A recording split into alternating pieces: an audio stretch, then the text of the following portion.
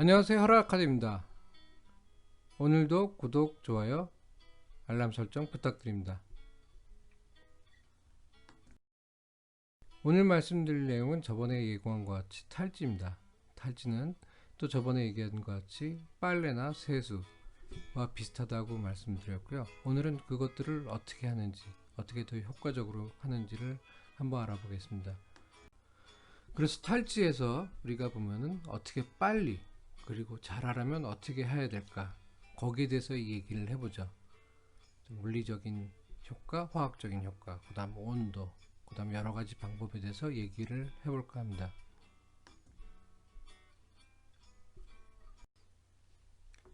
먼저 왼쪽을 보시면은 빨래를 삶죠. 아주 찌든 빨래라든지 보면은 집에서 이렇게 빨고, 또 세탁을 할 때 보면 세탁기에다가 세제를 집어넣습니다. 그래서 먼저 하는 방법이 온도를 올리든지 세제를 넣습니다. 그러면은 기름이 잘 빠지겠죠. 여러분들이 이거 뭐 경험상으로 다 아시는 거고요. 아주 세정에 미치는 온도의 영향을 보시면은 일반적으로 용액의 온도를 상승시키면은 세정 능력이 향상되고 다음과 같은 이점이 있습니다. 그 다음에 오염물질과 소재 표면의 결합력이 떨어집니다. 그래서 쉽게 떨어져 나가고요. 그 다음 세정액의 점도를 갖다가 저하시켜서 난류작용, 터블렌스를 해가지고 훨씬 더 이런 떨어진 그런 오염물질들이 활발하게 해주는 거고요. 그 다음 오염물도 점도를 떨어뜨려서 세정 효과를 높인다. 그 다음에 온도가 올라가니까 세정액에서의 그 오염물의 용해도를 높인다. 그 다음 온도가 올라가기 때문에 화학 반응 속도를 높인다. 그렇게 되어 있습니다. 왼쪽을 보시면 탈지 농도, 시간 변화에 따른 탈지 특성입니다. 보시면은 탈지 특성으로 했을 때는 100%가 됐을 때가 제일 좋은 거라고 했으면은 왼쪽 위에 보시면 60도 했을 때 보면은 지금 탈지 농도가 60g/L에 있을 경우에는 지금 왼쪽 위에 거죠. 그러면은 60도에서는 한 20%, 근데 70도에서는 한 60%라 한 3배 정도가 높습니다. 물론 농도를 가장 높이면은 그 온도하고 상관없이 10도 차이지만은 거의 비슷하게 되는데요. 수렴점이 나오게 되죠. 훨씬 더 복잡하게 되는데 온도가 올라갈수록 탈지는 더 잘 됩니다. 그래서 아마 현장에서도 보면은 탈지가 안 되고 그러면 온도를 올리고 그러실 거예요. 아니면 뭐 농도를 높이든지. 근데 온도를 올리면은 근데 에너지 비용이 증가하겠죠. 그 다음에 경우에 따라서는 세정액이 분해돼서 망가지기도 하고, 그 다음에 세정할 물건을 들어 올릴 때 제품 표면에 이제 빨리 건조하기 때문에 얼룩이 나올 수 있으므로 주의해야 됩니다. 그래서 그거는 사용 설명서에 그런 작업 범위에서 하셔야 되고요. 최근에 뭐 저온 탈지제라고 해서 나오고 그러는데 보통 저온이라고 그러면 한 45에서 50도인데 55도 정도. 글쎄, 근데 기본적으로 온도를 높인 게 훨씬 더 효과는 큽니다. 그래가지고 이거는 에너지 비용하고 생각을 해봐야 돼요. 그 다음에 저온 탈지제가 뭐 나오긴 한데 이렇게 많이 이렇게 보급이 안 되는 거는 일단은 성능이 상대적으로 좀 떨어질 수가 있습니다. 그건 써보시면 글쎄 모르겠어요. 요즘 나오는 거는 좋은지 모르겠는데 이 그림에서 보시면은 많이 차이가 나죠. 다음은 물리적 기계적 충격을 준다 그래가지고 왼쪽은 이제 그 빨래를 하죠. 빨래를 할 때 그냥 담궈 놓고 있는 사람들이 없죠. 오른쪽은 지금 세탁기입니다. 그래가지고 지금 세탁기가 물이 들어갈 때 이제 그런 것들을 보여드리는데 이렇게 기계적이나 물리적인 충격을 주는 것들이 효과적입니다. 그래도 이런 물리적 기계적 충격은 뒤에 설명하는 것들의 탈지에서 상당히 중요한 부분을 차지합니다. 우리가 보통 침적 탈지가 있고요.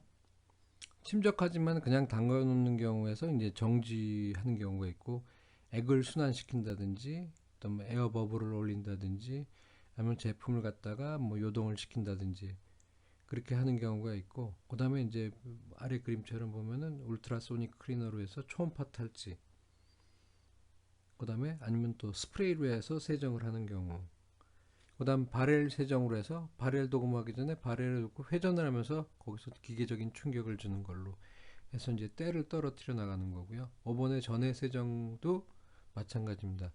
그래서 보면은 양극에서는 양극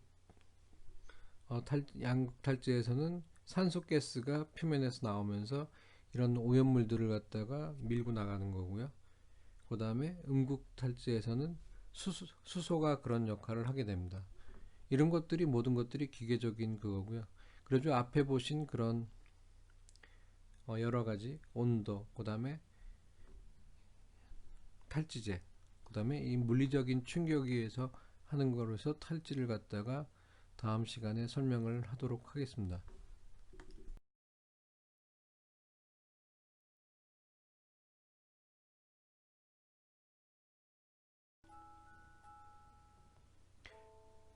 먼저 빤다고 생각하면은, 세탁한다고 그러면은 옛날에 보면 비누 대신에 양잿물을 썼었죠.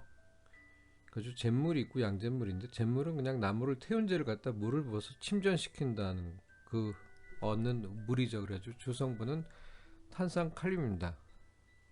가지고 알카리를 띠고 세탁에 효과 있다. 뭐 그렇게 되어 있고요. 양잿물은 빨래할 때 쓰는 수산화나트륨입니다. 가지고 보시면은 수산화나트륨을 해가지고 옛날에 보면은 그래서 개울가에 나가서 빨래할 때 양잿물을 해가지고 손이 많이 상하고 그랬다, 그런 얘기들을 많이 들었을 거예요. 물론 아주 옛날 얘기죠. 지금은. 그래서 수산화나트륨이 여기서 상당히 중요한 역할을 하고, 특히 나트륨이 이제 중요한 역할을 합니다. 그래서 보통 수산화나트륨 뭐 소다라고 얘기 많이 하죠. 뭐 가성소다 그래가지고. 그래서 소다라는 말을 쓰기 때문에 그게 일본 말인가 그렇게 생각하시는 분들도 있는데, 이 어원은 아랍어나 또는 뭐 이탈리아 말에서 왔다 그래요.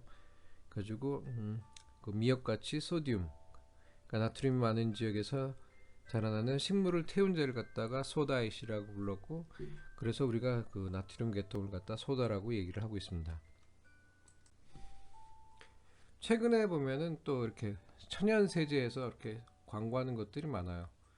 그래서 뭐 과탄산소다, 베이킹소다, 구연산.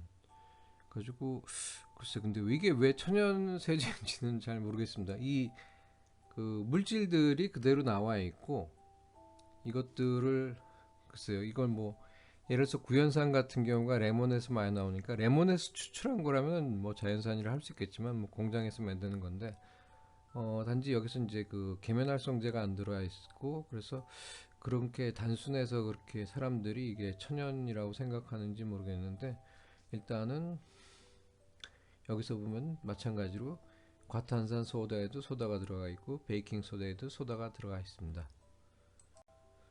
그래서 실제로 산업용 탈지액의 조성 및 조건을 보면은 그 표면 처리에서 사용되는 건데요. 일단 베이스가 철강인 경우에서 이제 가성 소다가 한 20에서 50g per 리터. 그러니까 중량비로 하면 한 2에서 5% 정도. 그 다음에 탄산소다, 그 다음 메타규산소다, 제3인산소다, 글루코산소다, 이렇게 소다가 많이 들어가 있죠. 나트륨이. 그 다음에 계면활성제가 약간 들어가 있는 상태입니다. 그래서 pH는 역시 탄산나트륨, 탄산수소 나트륨 또는 무슨 뭐 가정소다가 들어가 있기 때문에 pH가 한 12 이상이고 온도는 60도씨 이상에서 작업을 합니다. 이게 일반적인 철강의 탈지액의 조성이라고 생각을 하시면 돼요. 동압금은 이제 또 서로 동하고 철강하고 다르기 때문에 가성소다를 아주 조금 넣고 많이 넣으면 이게 좀 침식이 일어날 수 있기 때문에 다른 성분을 맞추지만, 역시 pH는 한 11 정도, 그 다음에 온도는 50에서 70도입니다. 보시면 알겠지만 탈지액의 대부분의 조성은 소다를 포함하고 있고요. 그래서 결론적으로 결과적으로 그래서 pH는 12 이상의 뭐 강알칼리입니다. 그래서 탈지의 메커니즘은 5가지가 있다고 하고요. 시험에 나오곤 해요. 기술사 시험에도 나왔었는데, 그래서 제일 먼저 하는 게 비누화입니다.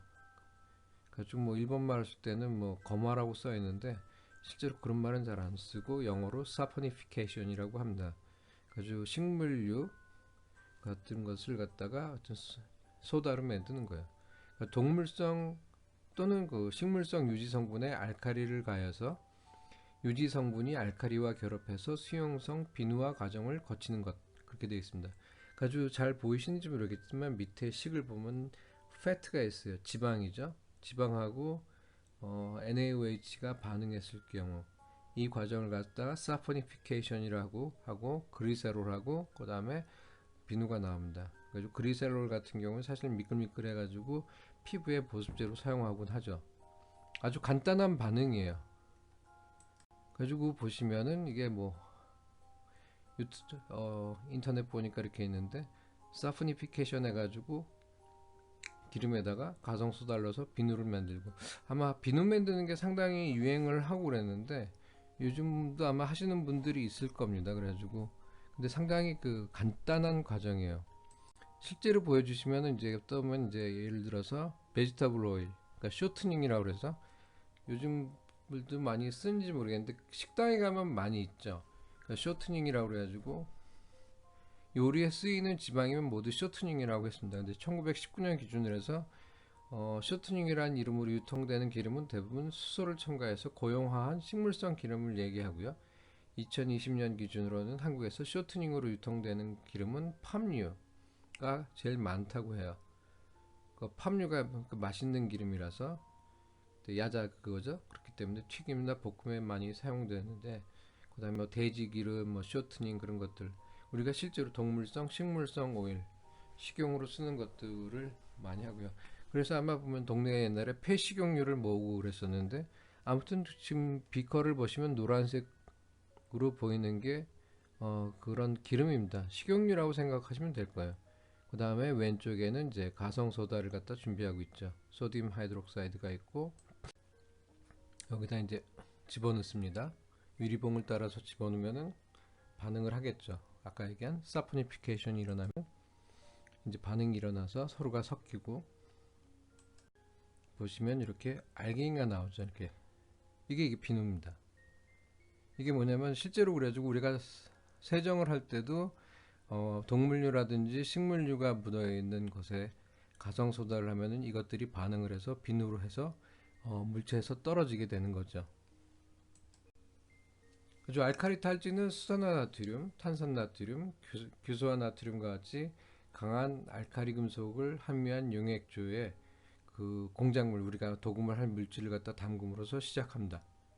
가지고 담그기만 하지 않고 저번 시간에 얘기했지만 어떤 기계적으로 교반이라든지 회전이라든지 뭐 요동을 쳐가지고 더 세게 해주겠죠. 그러면 이 탱크에 알칼리 용액이 끓으면서 그리스와 오일은 물론 먼지나 금속 알갱이 같은 고체물까지 제거할 수가 있는 것입니다. 그러니까 이제 그래서 이제 동물성 오일이나 지방, 식물성 오일이나 지방까지도 모두 사포니피케이션 하는 건데요. 그래서 이제 그 문자 그대로해서 오일이나 지방을 비누로 만드는 작용이라고 생각을 하시면 됩니다.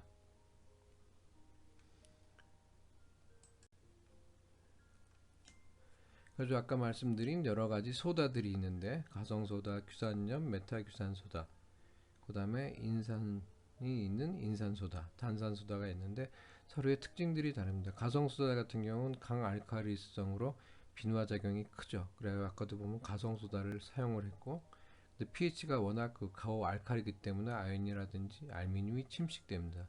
알미늄 같은 경우는 이걸로 이제 에칭을 하든지 식각 많이 깎을 때 사용을 하고요. 그 다음에 보면은 규산염 소다 같은 경우에는 비누화 작용이 있고 고형물의 분산 작용이 우수하다. 그 다음에 인산소다 같은 경우에는 고형물의 분산 작용이 있다. 근데 여기는 인산이기 때문에 붙어 있기 때문에 상대적으로 pH가 고알칼리 영역이 아니기 때문에 아연이나 알미늄에 적합하다. 그렇게 되어 있습니다. 탄산소다 같은 경우에는 지금 비누화 작용이 약하다 그렇게 되어 있고요. 관련돼 가지고 가성소다하고 알미늄, 과탄산소다에 대한 그런 것들을 보시려면 밑에 링크를 걸어 놨는데 유튜브를 보시면 그런 반응에 대해서는 잘 나와 있습니다. 자, 오늘은 여기까지 하고요. 다음 시간은 탈지 메커니즘 중에 에멀전부터 시작하겠습니다.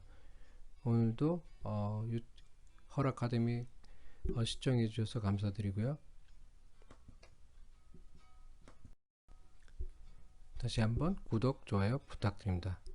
안녕히 계세요.